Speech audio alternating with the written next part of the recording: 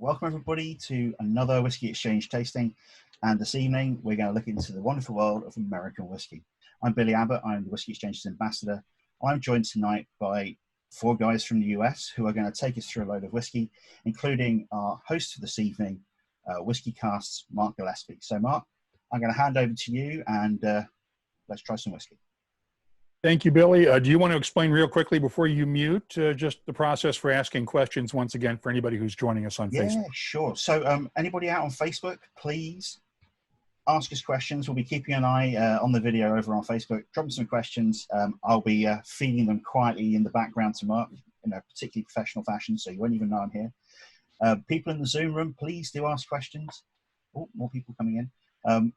Please do ask questions, and if you raise your hand, I'll bring you in, drop you on camera so we can see your lovely faces. You can ask in person. And there's also a chat room as well. But main people, for folks who haven't heard me already, Facebook asks us questions, but the Zoom room, please do ask us questions as well. We want everybody to, we may not be in the same room together. We may not be sort of sitting around sharing some whiskey in person. We would want to try and make it as much of a real life interactive tasting as we can. So. Anyway. Sorry, give me a second. Mark, over to you. Let's do it.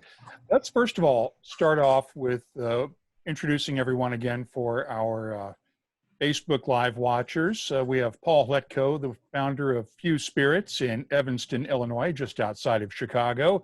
Jay Erisman is one of the co-founders of New Riff Distilling in Newport, Kentucky, just across the bridge and the Ohio River from Cincinnati. And of course, Eddie Russell, the master distiller for Wild Turkey in Lawrenceburg, Kentucky, a member of the Kentucky Bourbon Hall of Fame. And we're going to have a lot of fun over the next hour. Guys, first of all, for the three of you, what do you have in your glasses right now? Let's start with you, Eddie. What do you got? So right now I've got a little Long Branch, with the first thing we're going to taste. So I've got a little bit in my glass right now. Jay?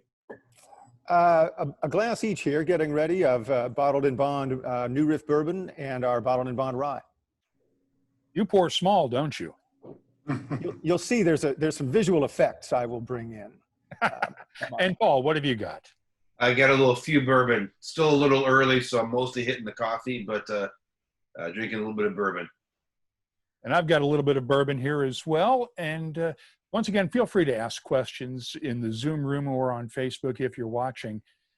Guys, let's start off with just a quick basic primer on American whiskey, because I'm going to assume that a lot of the folks watching this are taking part in this tasting because they want to learn more about American whiskey and probably have a lot of experience with single malt scotches or blended scotches or other forms of single malts.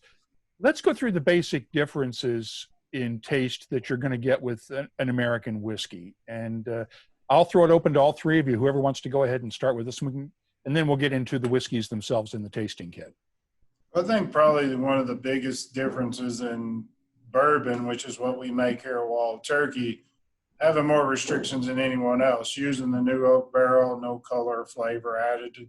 So we're all dependent on that barrel, giving a lot of all the color and a lot of the flavors. So it's a little bit different depending on what you're making, because bourbon is definitely true American spirit, but also people are making malt whiskey. They're making different kinds of things nowadays. But being a bourbon, I think the big difference is the new oak barrels charred on the inside, no color or flavor added. Paul, Jay? I would concur. I think the first biggest difference is that barrel. Because next to nothing in the rest of the world is aged. Canada being one exception, but they use a lot of used barrels as well. But to the British audience there, new casks are all but unknown in the traditions of Scotland, and yet it's one of the defining things of our industry, of our continent, really. When European settlers moved into lands in the Ohio Valley and started dealing with the grain that grew so well there, corn, they brought with them some experience from the old world, but also adapted many of those experiences to the New World. And that included, well, the use of that new grain, corn, and being that it is somewhat less flavorful ounce for ounce, and yet a very strong generator of alcohol and an efficient grain, they would flavor it with rye. And so we have multiple grains in each of our whiskeys that really help determine a lot of the flavor too. And that goes back to what this continent is made of, really. Different grains. And we have oak trees, a whole bunch of them. And so we've never had a problem here sourcing new barrels that rectify, pardon the pun, the spirit from new make into whiskey very rapidly. Paul, any thoughts? Yeah, I mean, American whiskey as an overall category is certainly a lot broader than bourbon, especially these days. But I think those are the big differences. One, American whiskey is certainly not always bourbon, although it mostly is. And the new barrel is a major differentiator. You're just going to get a lot more oak effect from that barrel, a lot shorter. And then, I think another big difference is aging regimens and the weather. Here in America, in particular in Kentucky, and then also as well up here in Chicagoland, non-controlled weather for the aging is a big difference. So, it gets super hot, it gets super cold, and that transition from heat to cold is it's certainly a big deal in the way Americans age their whiskey as compared to the much more weather consistent that you might get in Scotland. I think it's been said, and you guys can correct me if I'm wrong, that essentially it's about 1 year in Kentucky or Chicagoland is equivalent to about 3 years in Scotland. So a 7 or 8 year old bourbon is equivalent kind of to about maybe a 21 to 24 year old Scotch in terms of what it's gone through in terms of maturation. Is that a fair estimate? Yeah, I would think that's pretty close. I mean, most of them are using used casks, so they don't get as much as the barrel influence that we do, but it's definitely a little slower when you got that cooler climate, cooler dampers. So definitely the temperature is a huge aspect of American whiskey. Mm-hmm. And we have a question already in the chat room. Let's just get the definition out of the way. What defines bourbon as distinct from other American whiskeys? And Jay, let's start with you on that one. Well, Mr. Russell alluded to this, the many controls and regulations around American whiskey and certainly around bourbon. It is probably the most protected and defined whiskey style probably in the world. You can't do to it many of the things that you can do to other whiskeys, such as add coloring. It has some curious things around it. For example, it can't be distilled over 160 proof, which other nations don't regulate that. They might regulate the minimum proof it can go into the bottle at, but then we also go and regulate the maximum proof at which it can go into the barrel.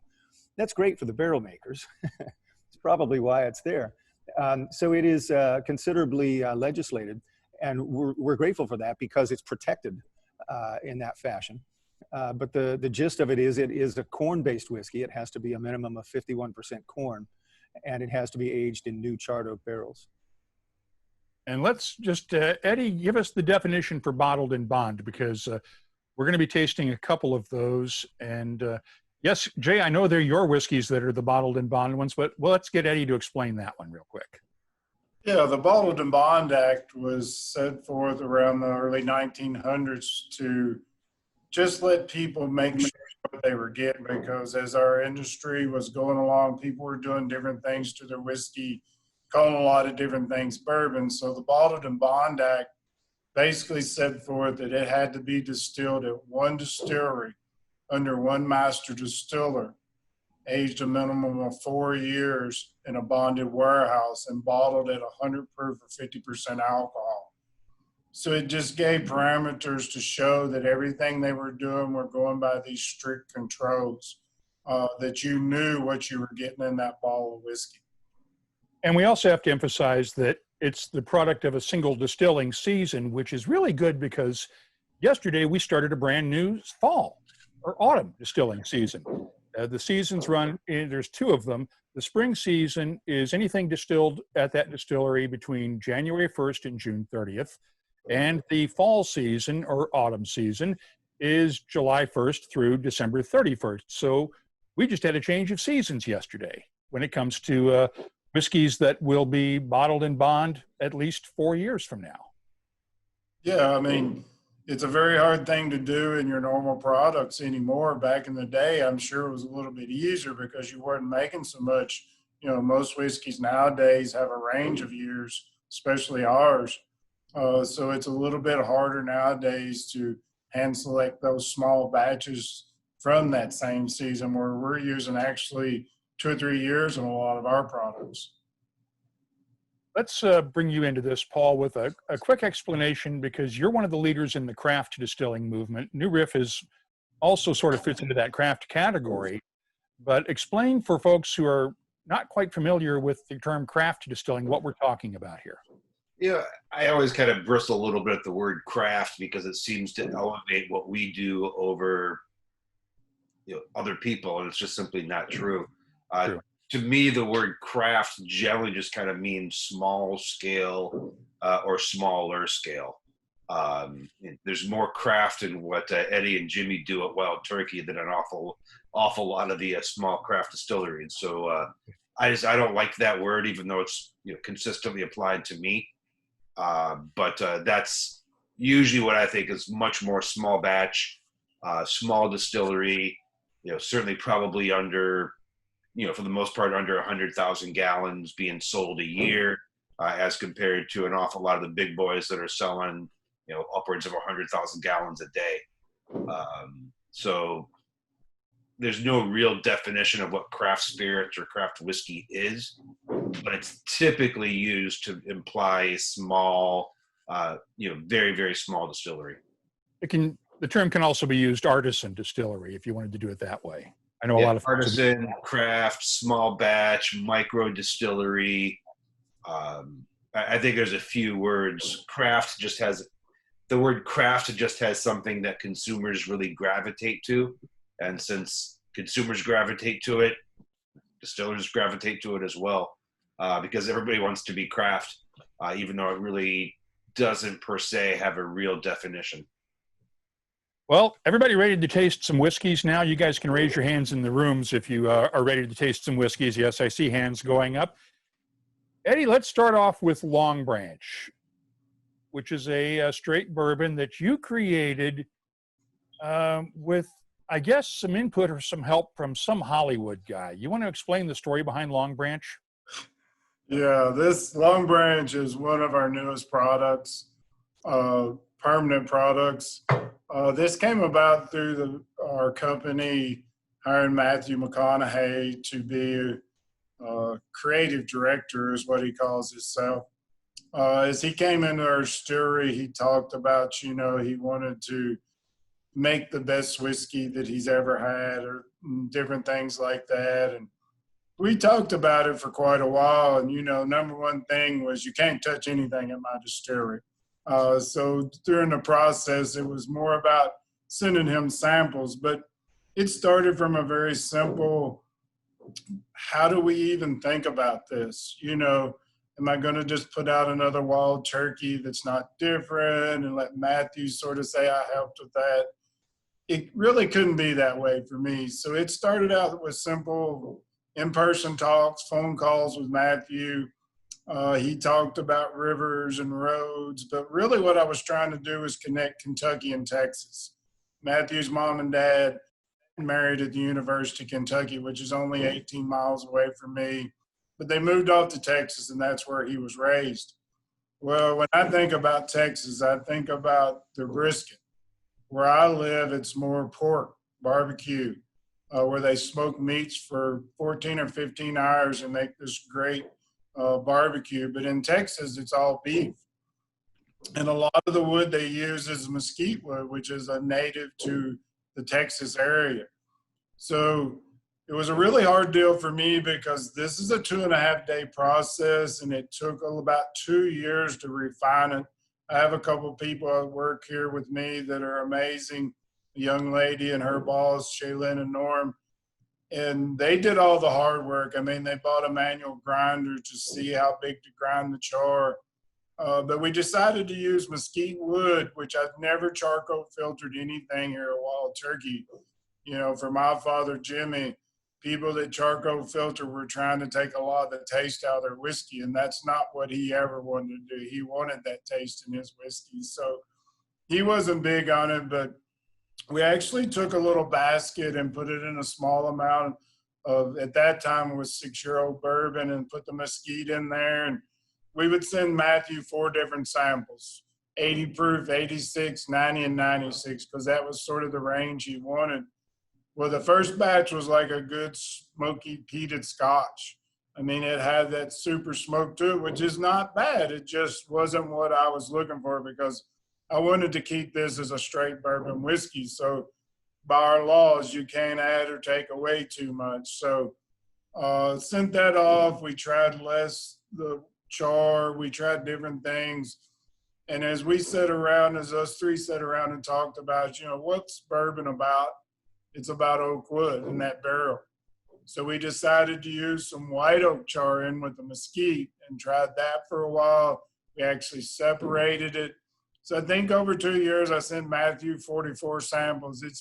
It's funny because every time he talks about it, it's a little higher. I think he's at 88 now, but it was basically 44 samples. And then he would, it took a while for me to figure out what the hell he was saying when he would get back to me. The first batch was like tenor and bass and virtuoso and all this stuff. And I'm like, dude, call me. What are you talking about? So we had to figure out how to talk to each other. And, we ran up on this. And one of the last samples I sent to him, he said, this is really good. Could we put a cinnamon stick and some sugar in there? And I said, only if you want Jimmy Russell to kill us both, we could do that. But it really made me think about, what Jimmy and Wild Turkey's about, which was 8-year-old bourbon. So Wild Turkey Long Branch is an 8-year-old, and it just sort of set the things up that I was looking for. When I think of the mesquite in their brisket, it adds hints of citrus and smoke. And I wanted those in there, but very small, minute amounts, because, I still wanted to be a Kentucky straight bourbon, and that's what this is. So if you look at it, I tell people this is probably far away from the DNA of Wild Turkey. You're definitely going to know it's Wild Turkey. It has some spice, but not like our normal products. But I think that's been sort of my thing from day one. Jimmy and Booker and Elmer and Parker, those guys are best friends, and they had one product. Booker was famous for saying, here's Jim Beam. If you don't like it, send it back and I'll drink it. And he tried to drink it all, Jimmy was that way with 101 for a long time. I don't need anything else. 101's perfect, For me, it's been about taking our one recipe and our one proprietary yeast and coming out with different flavor profiles, from the Russells to the Wild Turkeys to the rare breeds. But Long Branch was a little bit different. I was trying to make it sort of a softer, easier drinking whiskey, because I'm constantly wanting new flavors to bring more people into our category. Our category has changed so much. It used to be only me, older gentlemen. Now it's young men and women that are starting out drinking cocktails. So that was part of it. I wanted to stand up in the cocktail. But if you look at the Long Branch, you're going to get some of that, sort of toffee, vanilla, and that's just from that age, and that comes from that barrel. There's natural vanillins in that wood, and that caramel sort of gives that toffee taste. If you look at my dad and Booker and those guys, they would smell it twice. They smell it the first time with their mouth closed, then take a breath, and then smell it with your mouth open. You tend to get a little more smell from it, because the alcohol is not so strong as it is with your mouth closed.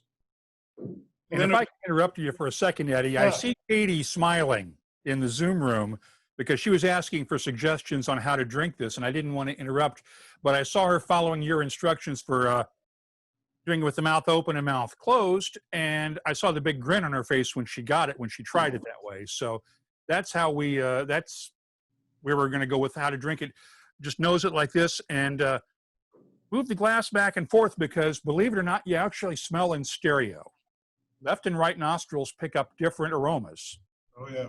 So you got to move it back and forth like this in your nose, and you will get different aromas. So please continue, Eddie.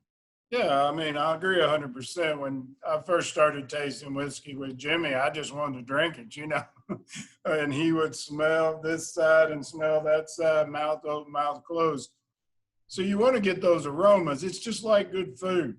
You know, if it smells good, your mind's already thinking this is going to taste good. There are some things that don't smell so good that taste pretty good, but you know, if you get those vanillas, those caramels, and those sweeter aromas, your mind's already thinking it's going to taste better. And then I think for wild turkey, the number one thing, I mean, you're going to get a little bit of spice in this, a little bit of that citrus flavor, which I think wild turkey's always had, and hence the smoke. But we look for a journey. We look for a front taste, a mid palate, and a finish. Where, you know, some bourbons only look for the front or the end. You know, we like that journey from start to finish. So Long Branch, you know, it fits in a category of a little more high end, you know, for some people, 8-year-old bourbon. But for me, it's just a different taste profile from wild turkey than we normally have. So if it's somebody that's new to the consumer, a new consumer, it's a little easier to drink than our 101, which we'll taste later. And that's the reason I started with Long Branch. So give me a show of hands in the Zoom room. Raise your hands if you like this one. Almost unanimous. Okay, we now have unanimous support. Very good. Well, And if Moa, it's unanimous, I'll take credit for it. If nobody liked it, I would say it's Matthew McConaughey. So. yeah, I've asked you this before. I mean, I know you taught McConaughey everything he knows about making bourbon. Did you teach him everything you know about making bourbon? Not too much lessons on how to make it. I mean, just general stuff. Like I said, the first rule for me was you can't touch anything at the distillery. You can drink all you want, but you can't touch anything. So it was more about just the taste profile for Matthew. Now, we had a question from Mo at Swedish Whiskey Girl, and I hope I'm not butchering your name there, Moa, to explain the term straight bourbon and its rules and regulations. Jay, let's move on to your new Riff bourbon, which is a straight bourbon. It's also bottled in bond, which we explained earlier. But as you're talking about this, please explain what a straight bourbon is.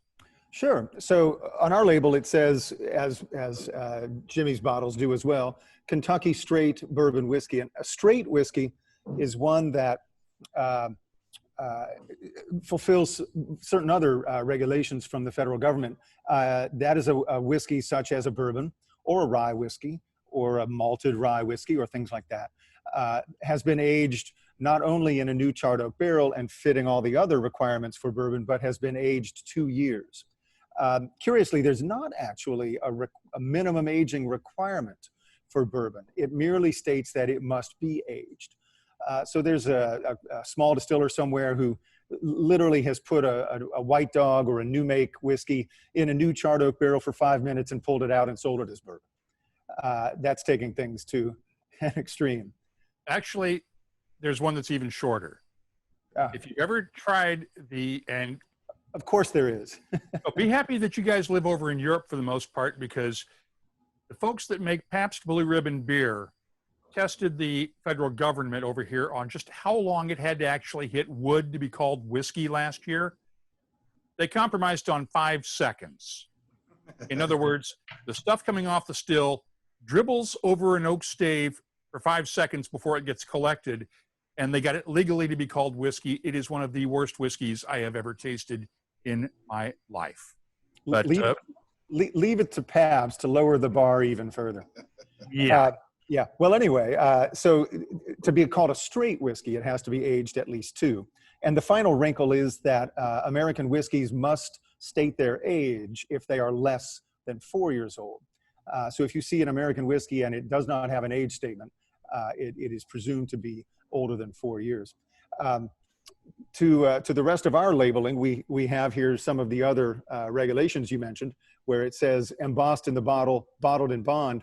And as Mr. Russell was describing, that fulfills the 1897 Bottled in Bond Act. We actually don't make any whiskeys except bottled in bond whiskeys. With one caveat, we do make a new Riff single barrel, of which I have one conveniently at hand, and that is barrel proof. And so that cannot be bottled in bond because it is not 100 proof. But we do everything as bottled and bond, and we chose it that way because if we really mean it, heart on our sleeve here, when we say we put quality at the top of every decision, how can we not bottle everything we make as bottled and bond? Because we view this as not merely, you know, an archaic American category or a marketing term for hipster bartenders or something like that. We recognize this as the world's highest quality standard for a brown spirit in the world. It is the only standard that requires a higher proof. It cannot have any colors or flavors added to it. Those are mutually exclusive. So much of bottled and bond is about honesty to the consumer, about transparency, telling the consumer what they are really getting. And so we don't make anything except bottled and bond whiskey. If we ever did something like a blend of bourbon and rye, I suppose that couldn't be bottled and bond, but everything we have is at this minimum and on up. Let's talk about your bourbon. And Mo, I hope that answered your question. I saw you went back on mute and on still frame. So I hope that answers your question. Let's go ahead and talk about that bourbon, Jay. Sure. So New Riff bourbon, we meant this from the beginning to be a relatively high rye recipe. We wanted to make intense, forward, powerful whiskey. We weren't here to make something mild and gentle. We wanted some full throttle stuff. And so on the back of our bottle, we do disclose the grain bill. It is 30% rye. And that's about double the industry average for how much rye goes in a whiskey. Rye is a flavoring grain. It adds spicy notes to bourbon. I always appreciated as a young man coming up the robust character of Mr. Russell's whiskey, which is, to me, always had a good amount of spice in it. Other high rye whiskeys have appeared on the market in the last about 20 years. So we were inspired by that to make high rye bourbon. And so New Riff ought to be good spicy stuff. It should have spices, I mean, things like clove, cinnamon, maybe black pepper. Sometimes there is a sort of a minty, maybe a wintergreen tangent going on in our whiskey. And finally, we also bottle everything we make, it says again in the bottle, without chill filtration. So this preserves all the flavor, all the character, the texture, the color, the mouthfeel, very important. All of that gets from the bottle into your glass, from the barrel into your glass. So I like to drink New Riff as we are talking here about ways to drink it. And I know many of my friends in Scotland get along with this very well because they add water to their whiskey, but that's how I like to drink it. You can drink, I've been saying this for 20 years, drink your whiskey any way you want, just buy it from me. That said, I add a little water. And if we hold this up, we can see perhaps the oils swimming around in that. That is smoothness you can see, and unchill filtered whiskey. Cheers. We have a question. Billy, if you want to bring in Ben Atfield for his question. Ben, you're up. What's your question? Ben's just put his hand down again. So Ben, if you would like to still ask your question, if you want to put your hand back up again, I'll bring you in. You're okay with that? Okay. He's so we answered your question. So. Ben, give me a thumbs up if we answered your question already.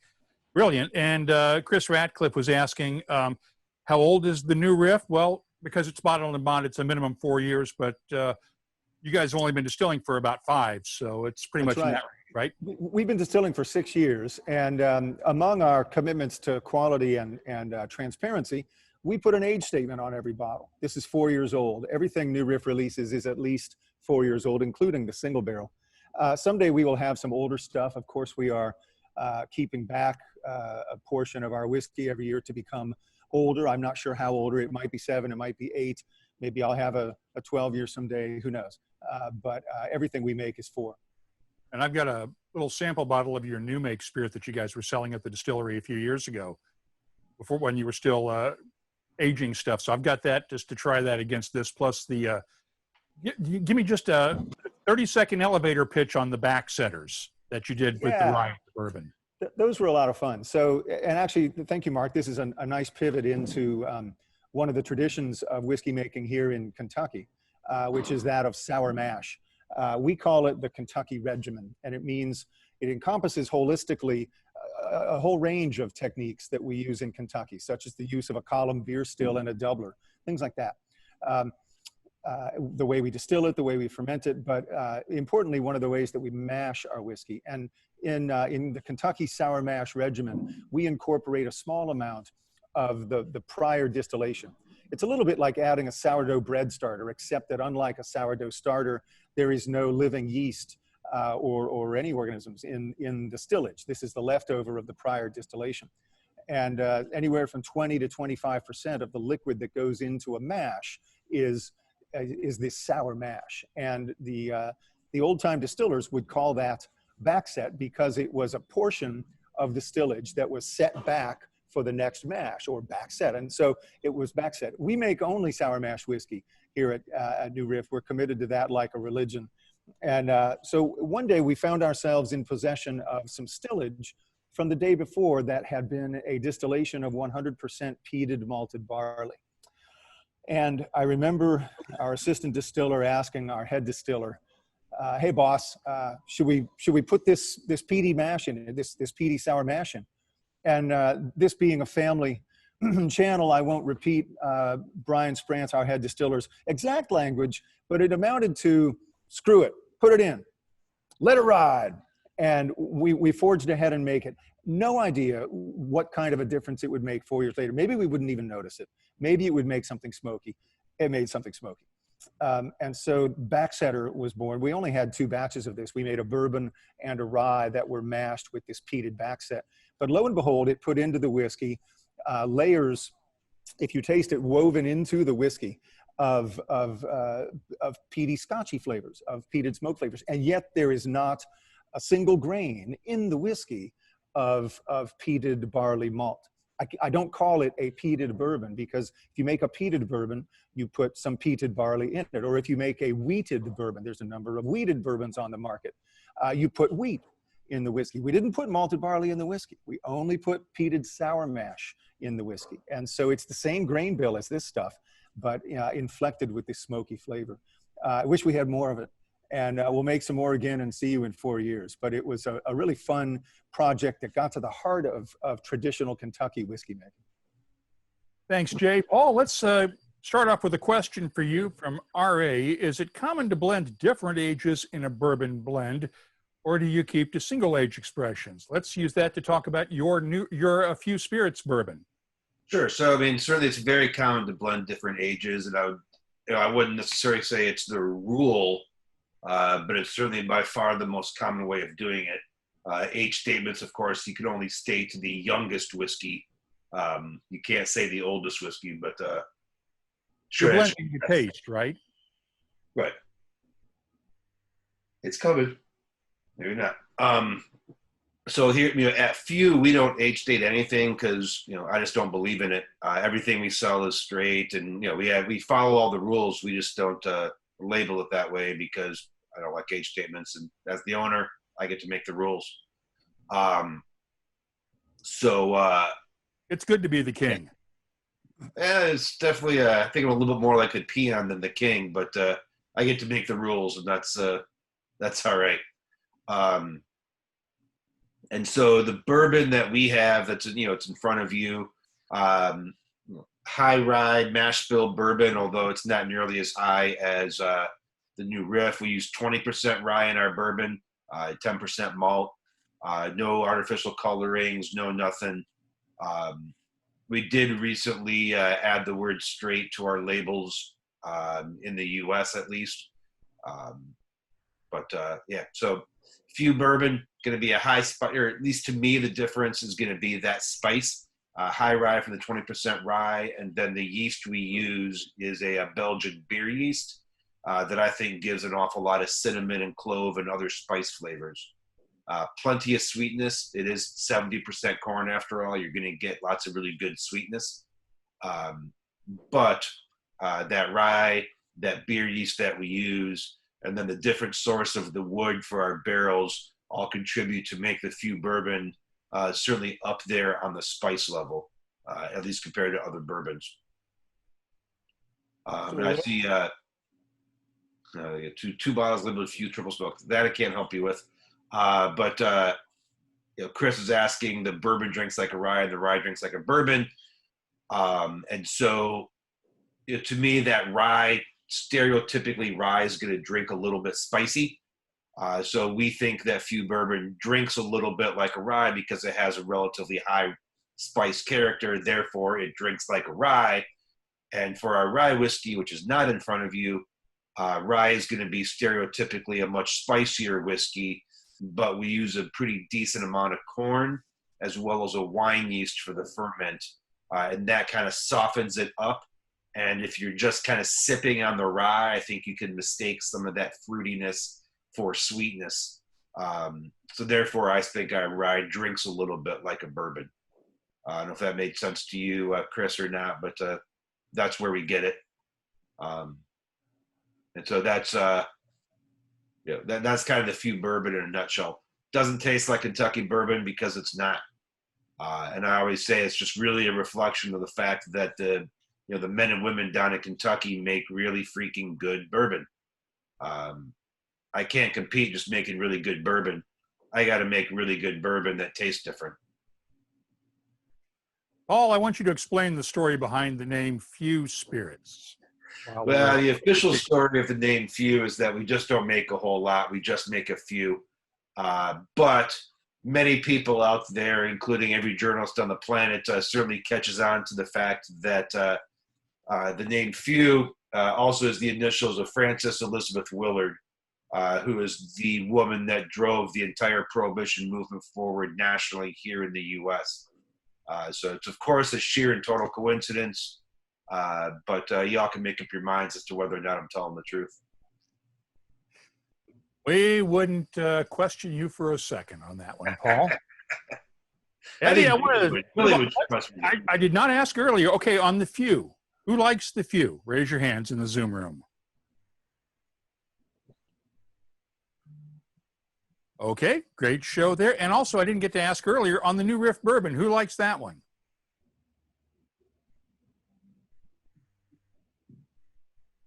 Great show of hands. Good.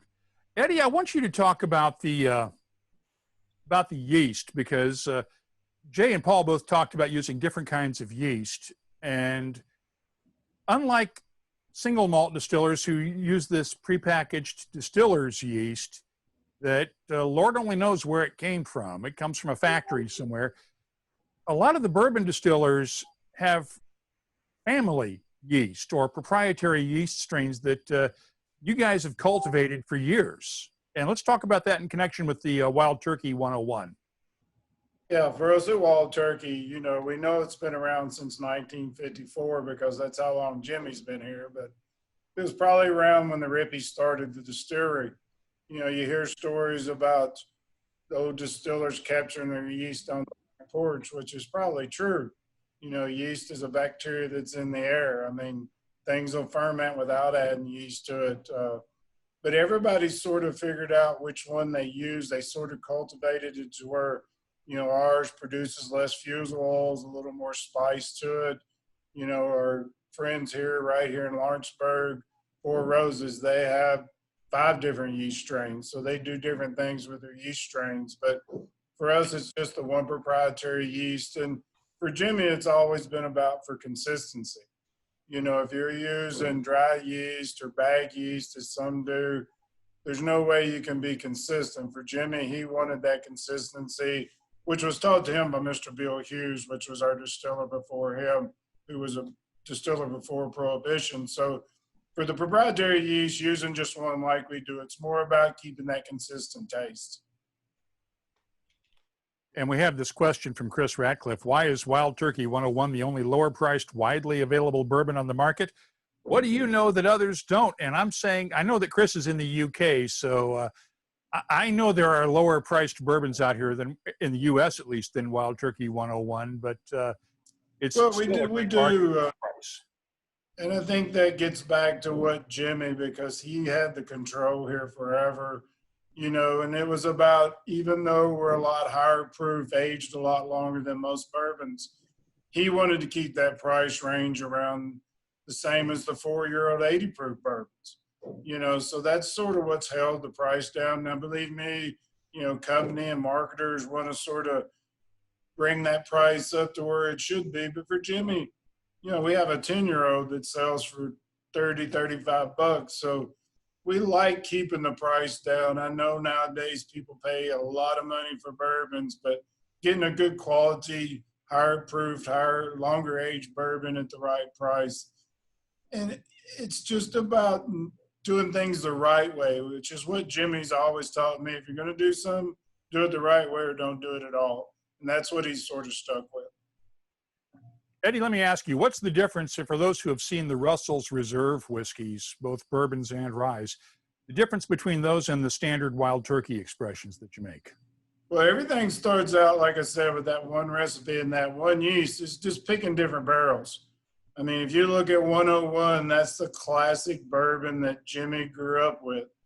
Russell's was a little more my taste profile, a little creamier, a little sweeter up front, not as huge spicy in the middle.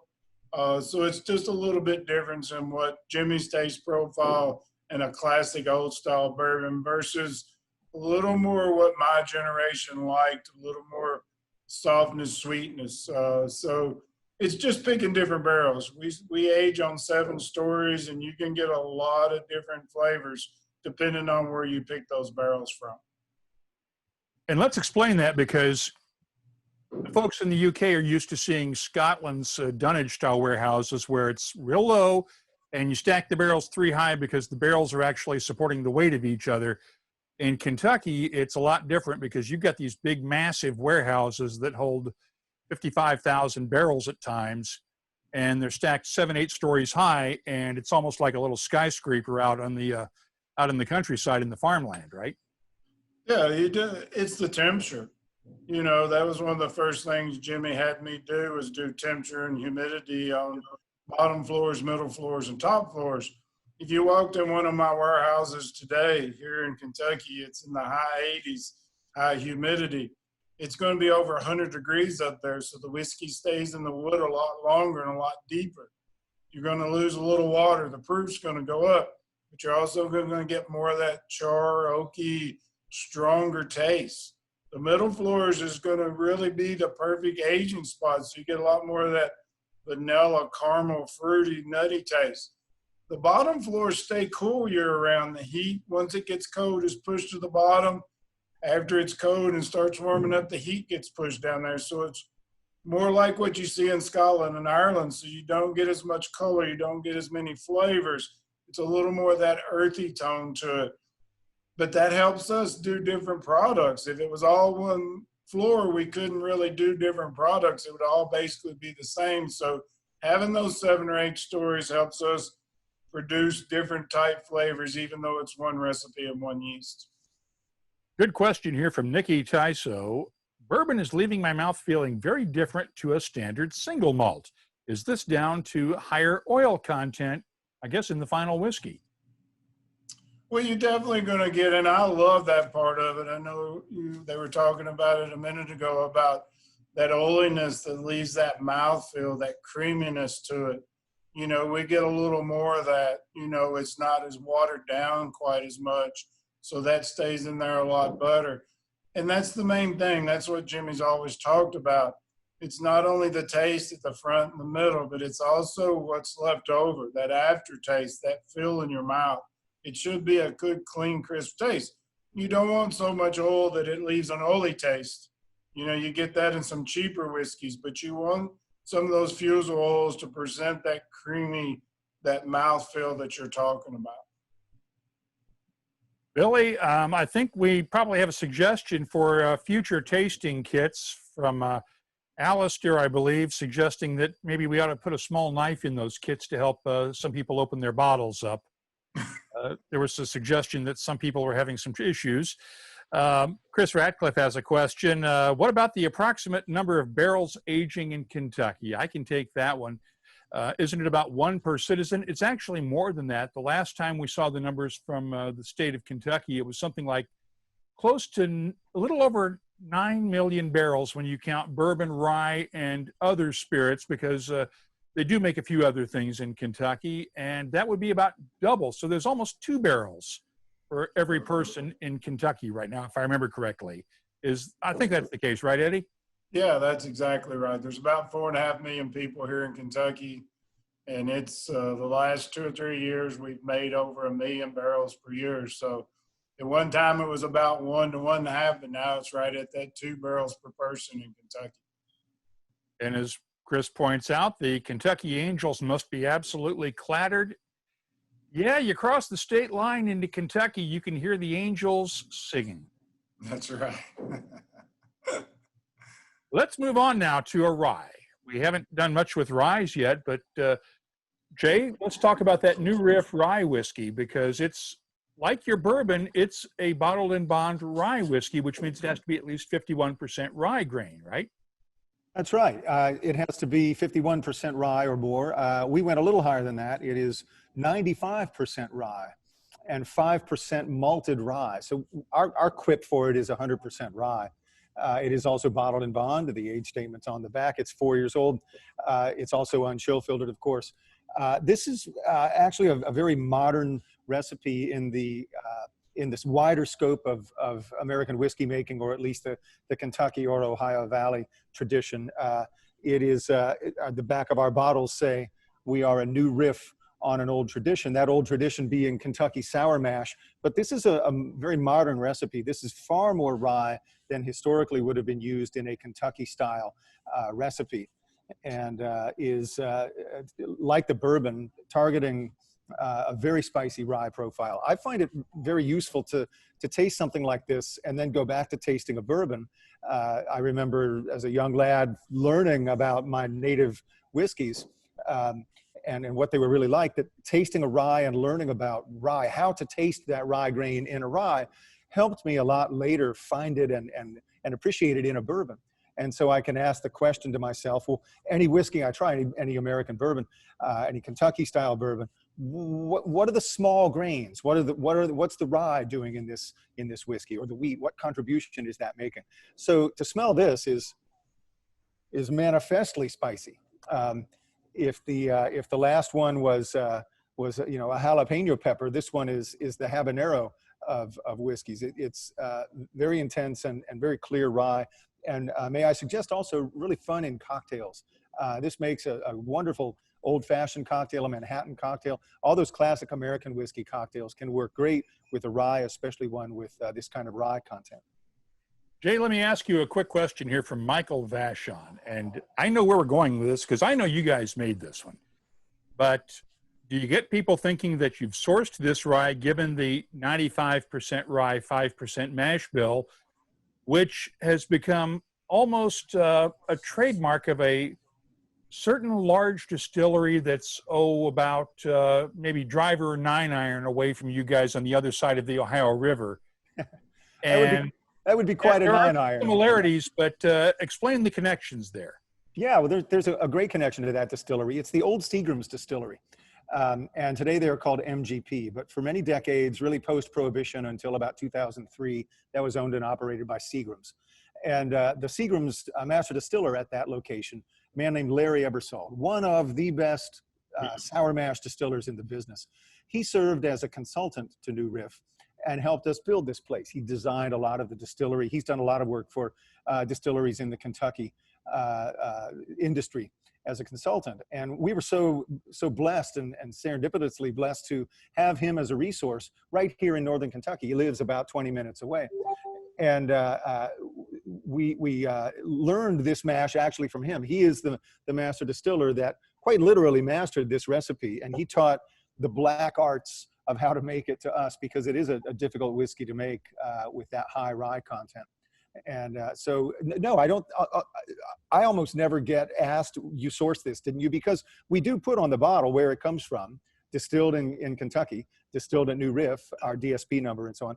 And furthermore, it is a different grain bill than they make. They put in 5% malted barley, and we put in 5% malted rye. I suppose sometimes I wish we'd made it 93.7. Would that have eliminated any doubt? But it is very much a nod to that tradition, a nod to our teacher, our sensei, Larry Ebersol, who taught us to make it. And we're very pleased with how it turned out.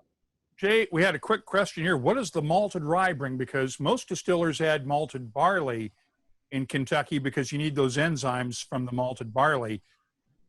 What does the malted rye bring when you do that 95.5 with malted rye instead of barley? Right, right. We have made before batches that were 95% rye, 5% malted barley, and those were good too. But we tried it with malted rye, and we really liked that, so we stuck there. Malted rye is a grain we actually happen to know quite a bit about because every month we make several batches of a 100% malted rye. Now that's not out on the market yet. It'll be another year, at least a year and a half probably before that is around. So we are now intimately familiar with what does malted rye taste like. And it's gorgeous. Malted rye whiskey. You know, I guess going into making the malted rye, I had not had very many malted ryes at all. There was only about one on the market at that time. And I thought, well, if this is spicy, maybe malted rye is like super spicy. No, it's not. It's elegant. It's refined. It's graceful, sophisticated. It drinks, I learned as tasting it, drinks more like a malted whiskey than a rye whiskey. But of course, the set of flavors are spicy because it is malted rye. So it adds to this, in addition to adding some enzymes and adding rye enzymes derived from rye, it also adds this whiff of more elegant flavor. Everybody like this one? Let me see a show of hands in the Zoom room. We have 2 thumbs up from Joel. Zoe's got her hand up. Ratcliffe had both hands up. Neil and Lisa, both hands. Simon, 2 hands in the room. Alistair, everybody, great. Keith and Elizabeth, thank you for the feedback on this. I know the guys appreciate it. We have one more whiskey, and I think this one's going to be the outlier of the bunch because, Paul, your triple smoke is probably closer to a single malt from Islay than anything we've tasted so far. Is that fair to say? Well, I mean, it's definitely a single malt. So, I mean, it's a... I know it's an American single malt. Yeah, but it's closer to one of those with the heavy peat and the smokiness. Well, it's yeah, I mean, it's definitely a heavy peat. It's definitely heavily smoked for sure. But there's very little actual peat smoke in it. And actually, there's actually 0 peat smoke in it. But it certainly ends up with some really nice peat flavors. It's got 3 different smoked malts in there. It is 100% malted barley, but we use cherry wood, apple wood, and mesquite smoked malt in there. So triple smoke, 3 different smokes, and we think it really kind of came through as a very complex, rich, full flavored smoked malt. That is made in the Scotch style, but certainly does not taste like Scotch. It's not Scotch. I'm not trying to pretend it is, but we use kind of Scotch making techniques to make it, and the results don't taste like Scotch. Again, it's not Scotch. But how did you find the malts? How did you source those from the maltsters? Because that's not something large-scale maltsters in the U.S. have the capability to do or even would think about, right? Yeah, I mean, certainly there's a variety of maltsters out there that some are a little more conservative in what they do, some are a little more wild in what they do, but we've got pretty good relationships with several maltsters, and they like to make us happy. So we get an opportunity to play with some really, really cool smoked stuff. I mean, we've played with all sorts of we've played with other smokes as well. We just thought this whiskey worked out really, really well. It's weird, it's wild, it's wacky. It's like nothing you've had before, and you'll like it or you won't like it, but you haven't had it before. We're getting some great comments on this in the chat room from Joel. This one is weird and genuinely American. Seaweed rice crackers. Good job, guys. From R.A., oh, wow, the sweet wood is beautiful in this. I can taste the wood much better than I can in a Scotch. From Chris Ratcliffe, this is interesting, like eating smoked shreddies. And Gavin McLaughlin, the smoke reminds me of Lafroig, though. And Ben Atfeld, wet wood chips, really unique. And R.A. picked up on that seaweed note, too. And Nikki said, without the peat, sorry, I think she's talking about her fingers typing on that there. Chris Ratcliffe, the initial notes is like a freshly opened IKEA flat pack. That's a great tasting note. And Charles, weird, wild, wacky, and really works ace. And Kareem Magaro, horsey boots. I'm hoping that doesn't mean the horsey boots that has stepped in something, but I hope not either as well. But, So, and Zoe says yes to the horse boots, very leathery. And RA, yeah, I think that's the sawdust from the IKEA on the horsey boots. Daniel Flett, husky porridge with smoke. These are all great tasting notes, guys. Yeah. I think it kind of reflects the breadth and the depth of what American whiskey is, because American whiskey goes beyond bourbon. Yes, that's probably 95% of American whiskey sales are probably bourbon. Might be more. But there's a world of whiskeys being made in America that are not bourbon, and that's exciting. Very well said, guys. Any final thoughts? Any final questions from the Zoom room or from Facebook? Let's give everybody a chance to ask one last question here. Tell me what your next whiskey is that you're working on right now. Eddie, you just released your Master's Keep. Tell us about that one real quickly. Your latest one. Yeah, my Master's Keep series lets me do some things that are sort of trendy at the time. So I've done cast finishes. The new one is a bottled and bond, which has become pretty big in Kentucky. It's the only second one we've ever done at Wild Turkey. We were always the 101 proof, so we couldn't be technically bottled and bond. But this is a 17-year-old bottled and bond, non-chill filter. Just love the stuff. Very old-fashioned whiskey. I mean, it just goes back to Jimmy's roots. It has a lot of character, a lot of flavor, very in-depth. So that's what it's about. Truly one of my favorites, definitely. I've liked them all, but this is what I like. I tasted this one, and I love it, but I'm laughing when you said this goes back to Jimmy's roots, because we have talked about this on WhiskyCast before. You and Jimmy have butted heads over ages for years now, because Jimmy famously said he didn't want to bottle anything over 15 years old because he thought it was too woody. Yeah. Your first Master's Keep was 17 years old just to make him mad, right?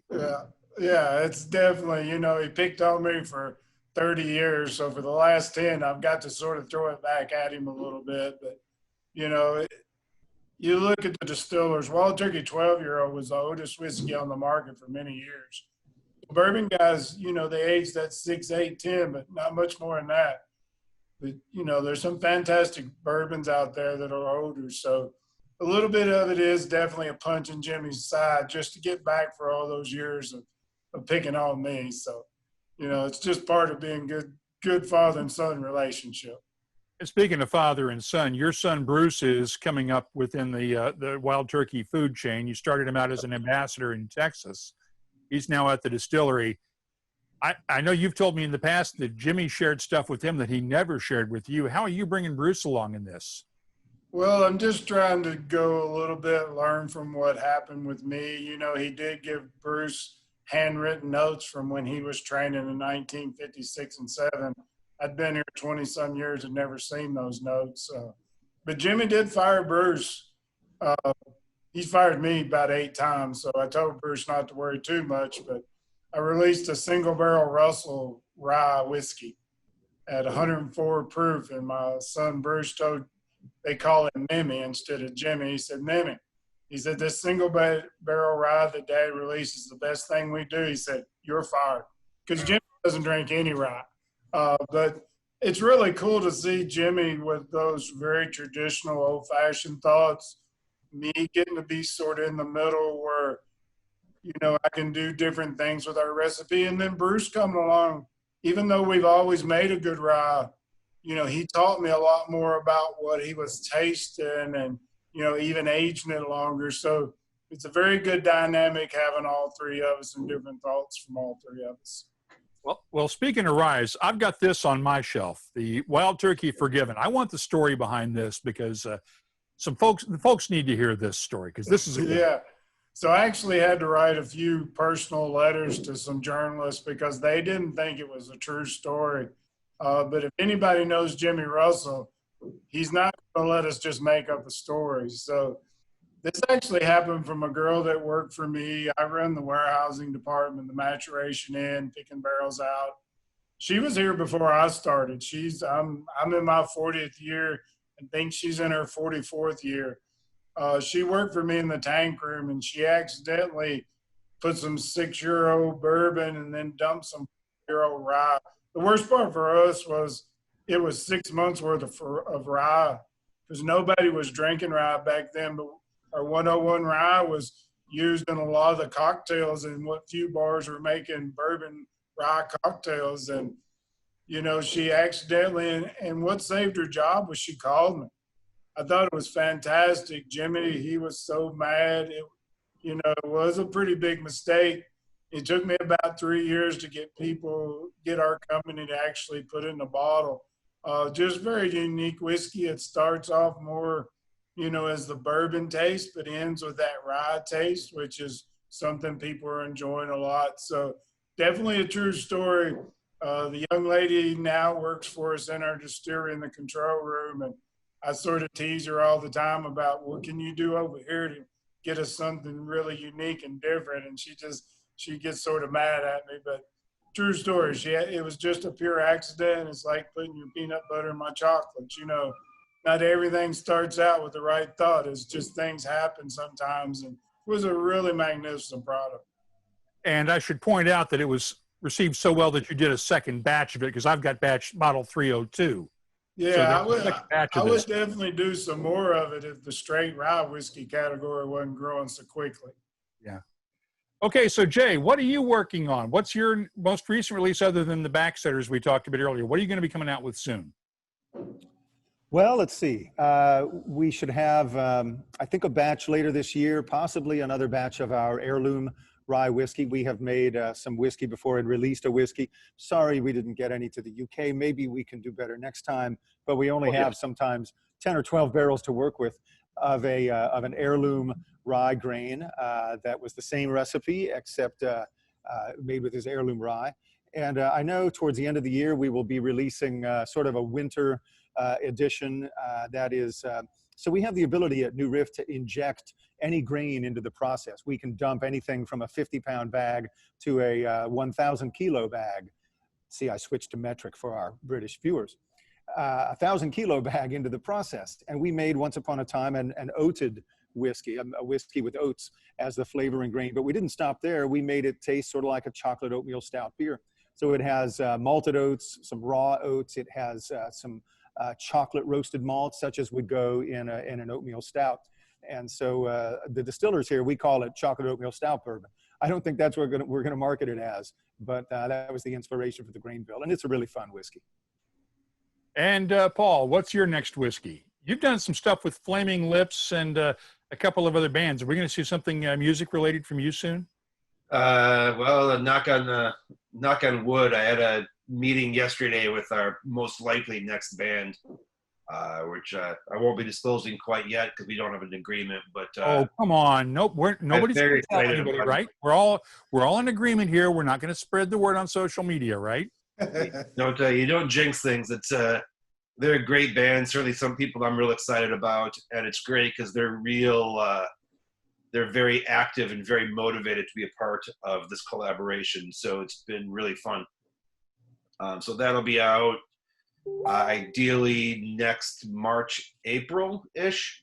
But this fall, September 1st, we're going to be releasing, certainly in the US and in the UK, if our importer will play along, our brand new whiskey, which will be a rye whiskey that we're bringing to bottle strength with a cold extracted oolong tea, which I think is really just an absolutely fantastic product. It's kind of the follow-up to our cold cut bourbon that we released last fall and just won World's Best Flavored Whiskey from the World Whiskey Awards. This is going to be the follow-up, and having tasted it, I honestly think it's a better whiskey than the cold cut whiskey, which again just won World's Best. So we're very excited about it. Cold cut is on its way to the UK, Chris. The PO did come in, and depending on our importer's view in the UK, you guys will get a shot at the Eight Immortals rye as well. But we'll see. Michael, and we have some comments looking at you. Nikki Tyso. I'm sorry, go ahead, Billy. Were you jumping in there? From Nikki Tyso, you had me at oolong. Couple of comments. Sonic Youth, they would like to see Wilco, perhaps.